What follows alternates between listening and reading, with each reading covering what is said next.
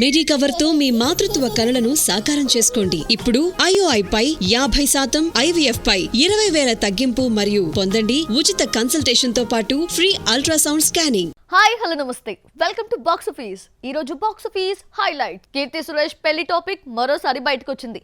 3 ఏళ్లుగా కీర్తి పెళ్లి వార్త హల్చల్ చేస్తూనే ఉంది. రీసెంట్ మ్యారేజ్ న్యూస్ నిజమో గాసిప్పో తెలియదు కానీ పెళ్లి రోజు కూడా వైరల్ కావడం విశేషం. అప్డేట్ అయిన మ్యారేజ్ న్యూస్ లో వరుడెవరు, ఏం చేస్తారు, హ్యావ్ ఎ లుక్. ఈ మధ్య కాలంలో కీర్తి నటిస్తున్న సినిమాల న్యూస్ కంటే పెళ్లి వార్తలే సందడి చేస్తున్నాయి. చైల్డ్హుడ్ ఫ్రెండ్ తో 7 అడుగులు వేస్తోందన్న ప్రచారంపై ఓ ఇంటర్వ్యూలో కీర్తి స్పందిస్తూ నాపై వచ్చే రూమర్స్ పై క్లారిటీ ఇస్తే అదే నిజమనుకుంటారని, అందుకే వాటిపై రియాక్ట్ కానని చెప్పేసింది. పర్సనల్ లైఫ్, ఫ్యామిలీ గురించి ఎవరైనా కామెంట్స్ చేసినా పట్టించుకోనని, వీటిని సీరియస్ గా తీసుకోవాల్సిన అవసరం తనకు లేదని తెలిపింది. కీర్తి సురేష్ పెళ్లి వార్తలు సీక్వెల్స్ లా వస్తూనే ఉన్నాయి. కీర్తి క్లాస్మేట్ తో ప్రేమలో ఉందని, వీళ్ల ప్రేమాయణం 13 ఏళ్లుగా నడుస్తోందని సోషల్ మీడియాలో కథలుగా ఆ మధ్య చెప్పుకున్నారు. వీటిపై కీర్తి తల్లి మేనకా స్పందిస్తూ ఇవన్నీ గాసిప్స్ అంటూ కొట్టిపారేశారు. మ్యూజిక్ డైరెక్టర్ అనిరుద్ధ్ తో పెళ్లంటూ వచ్చిన వార్తల్లో నిజం లేదని తేలింది. కరోనా టైంలో బీజేపీ నాయకుడి కొడుకుతో 7 అడుగులు వేస్తోందని వార్తలొచ్చాయి. దీంతో కీర్తిని హీరోయిన్ గా తీసుకోవాలనుకున్న దర్శక నిర్మాతలు వెనకడుగు వేశారు. ఈ ఎఫెక్ట్ క్యారియర్ పై పడేట్టు ఉండడంతో కీర్తి సురేష్ క్లారిటీ ఇవ్వాల్సి వచ్చింది. ఈసారి పెళ్లి వార్తతో పాటు మ్యారేజ్ డేట్ కూడా ఫిక్స్ అయింది. డిసెంబర్ 11, 12న గోవాలో డెస్టినేషన్ మ్యారేజ్ అన్న వార్త వైరల్ అవుతోంది. దుబాయ్ లో ఇంటీరియర్ బిజినెస్ చేసే కొచ్చికి చెందిన యాంటోనీ థటిల్ తో కీర్తి 7 అడుగులు వేస్తోందన్న వార్త చక్కలు కొడుతోంది. ఇలా గాసిప్ వచ్చిన ప్రతిసారి కీర్తి సురేష్ తల్లి స్పందిస్తారు. అయితే ఇంతవరకు ఖండించకపోవడంతో పెళ్లి వార్త నిజమే అంటూ ప్రచారం జరుగుతోంది. ఆల్రెడీ కీర్తి తన సన్నిహితులకు పెళ్లి న్యూస్ చెప్పి డేట్ లాక్ చేసుకోవాలని చెప్పిందంటున్నారు. సినిమాకి హైప్ మంచిదా కాదా అంటే ఒక రకంగా కలిసొస్తుంది, మరో రకంగా ఇబ్బంది పెడుతుంది. పుష్ప 2కి ఉన్న హైప్ ఈ మధ్య కాలంలో మరో మూవీకి లేదని చెప్పాలి. మరి ఈ భారీ అంచనాలతో అల్లు అర్జున్ సైన్యం మంచి జోష్తో ఉన్నా అంచనాలకు ఏమాత్రం తగ్గినా అసలుకే మోసం వస్తుందా? మితిమీరిన హైప్ తో పుష్ప 2 ఎలాంటి ఇబ్బందులు ఫేస్ చేస్తాడో చూద్దామా? ఎలాంటి అంచనాలు లేని సినిమా బాగుంటే మౌత్ టాక్ తో ఆడేస్తుంది. హై ఎక్స్పెక్టేషన్స్ తో రిలీజ్ అయితే వాటిని రీచ్ కావాలి. ఏమాత్రం తగ్గినా ప్రమాదం పొంచి ఉంటుంది. పుష్పతో బన్నీకొచ్చిన క్రేజ్ అంత ఇంత కాదు. ఇక పుష్ప 2 కోసం మనకంటే నార్త్ ఆడియన్స్ ఈగర్ గా వెయిట్ చేస్తున్నారు. పాట్నాలో ట్రైలర్ రిలీజ్ ఈవెంట్ పెడితే సూపర్ సక్సెస్ చేశారు నార్త్ ఆడియన్స్. ఈ తెలుగు సినిమాకి అక్కడ ఎంత క్రేజ్ ఉందో బీహార్ ఆడియన్స్ చెప్పేశారు. పుష్ప 2కు తెలుగులో కంటే హిందీలో ఎక్కువ క్రేజ్ ఉంది. సినిమా నుంచి ఏదొచ్చినా హిందీలో వెర్షన్ కి ఎక్కువ వ్యూస్ వస్తున్నాయి. రీసెంట్ గా వచ్చిన తెలుగు ట్రైలర్ 24 గంటల్లో 43 మిలియన్ వ్యూస్ సంపాదిస్తే హిందీ వెర్షన్ 50 మిలియన్ మార్క్ దాటేసింది. హైప్ కు తగ్గట్టే మొదటి రోజు వరల్డ్ వైడ్ గా 11,500 స్క్రీన్స్ లో రిలీజ్ అవుతోంది. గతంలో ఇన్ని స్క్రీన్స్ లో మరో మూవీ రిలీజ్ కాలేదు. దేవరా, కల్కిలా తెలుగు రాష్ట్రాల్లో టికెట్ల రేట్లు భారీగా పెరుగుతున్నాయి. మొదటి రోజే RRR రికార్డు బ్రేక్ చేయాలన్న పట్టుదలతో టీం ఉంది. ఇంతకాలం రాజమౌళి మరొకరికి ఛాన్స్ ఇవ్వకుండా తన రికార్డులను తానే బ్రేక్ చేసుకుంటూ వచ్చాడు. బాహుబలి 2 కలెక్ట్ చేసిన 215 కోట్లు, RRR 223 కోట్ల మార్కును పుష్ప 2 దాటేస్తుందని ట్రేడ్ పండిట్స్ అంచనా వేస్తున్నారు. పుష్ప 2కున్న క్రేజ్ ను ప్రమోషన్స్ తో మరింత పెంచేస్తున్నారు మేకర్స్.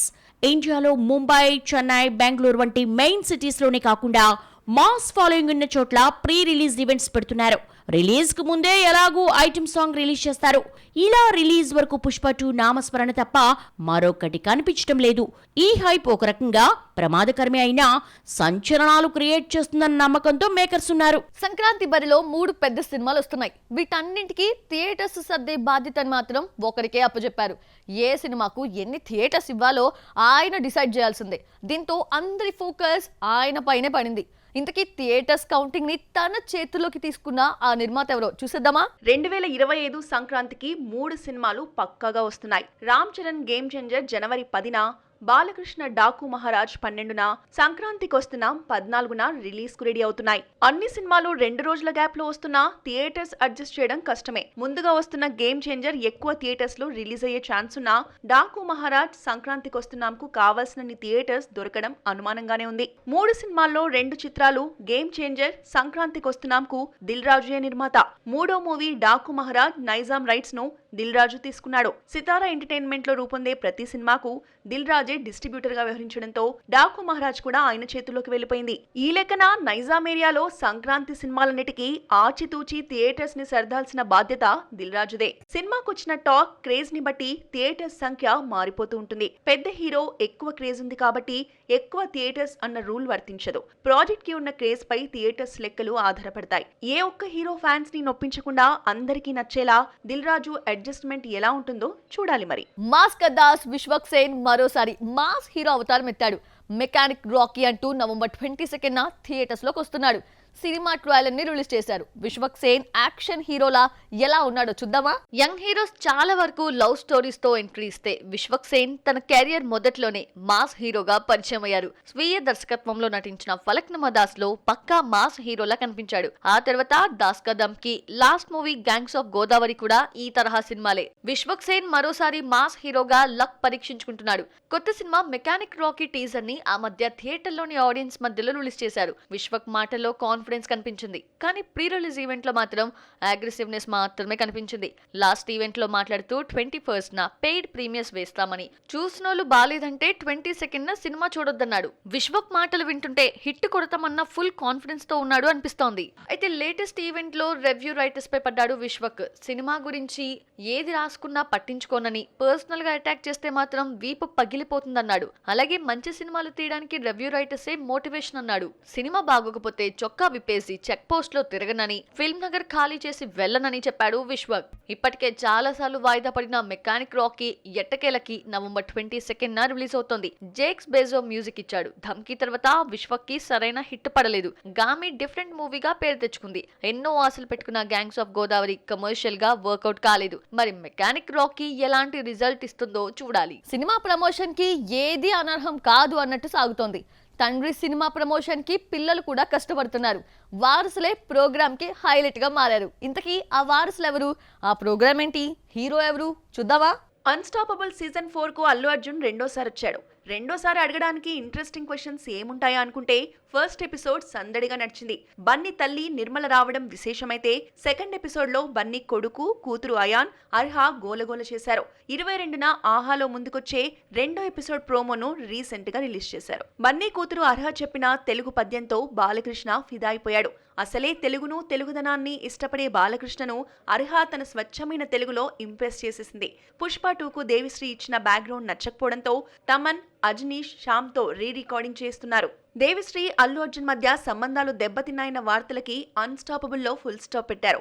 లైవ్ లో దేవిశ్రీతో ఫోన్ చేసి మాట్లాడి వివాదానికి ఫుల్ స్టాప్ పెట్టాడు బన్నీ. ప్రోమోతో పాటు బన్నీ మాటలు కూడా బాలయ్యను ఆకట్టుకున్నాయి. నీ ప్రేమలో పడిపోయా అంటూ హక్ చేసుకోవాలంటూ టీజర్ కట్ లో షార్ట్స్ చూస్తుంటే ఈ ఇద్దరి మధ్య టాపిక్స్ చాలా సరదాగా సాగినట్టు తెలుస్తోంది. రీసెంట్ గా రిలీజ్ అయిన ట్రైలర్ గురించి రాజమౌళి, అనిల్ రావిపూడి, హరిశంకర్ తో పాటు కిరణ్ అబ్బవరం, విశ్వక్ సేన్ వంటి యంగ్ హీరోలు స్పందించిన మెగా హీరోల్లో ఒక్కరు కూడా మాట్లాడలేదు. మెగా హీరోలతో దూరం పెరిగిన అన్స్టాపబుల్ తో నందమూరి ఫ్యాన్స్ కు బాగా దగ్గరయ్యాడు బన్నీ. కంగనా రనౌత్ ఎన్నో ఆశలు పెట్టుకున్న పొలిటికల్ సిటారికల్ మూవీ ఎమర్జెన్సీ ఎట్టకేలకి జనవరి 17న రిలీజ్ అవుతోంది. ఇప్పటికే చాలా సార్లు వాయిదా పడగా చివరికి సెన్సార్ చిక్కులు తప్పలేదు. సెన్సార్ నుంచి విముక్తి పొందిన ఎమర్జెన్సీ సంక్రాంతి తర్వాత రిలీజ్ అవుతోంది. వెండితెరపై ఇందిరాగాంధీగా చాలా మంది కనిపించారు. అయితే ఎవరికీ రాని క్రేజ్ కంగనాకొచ్చింది.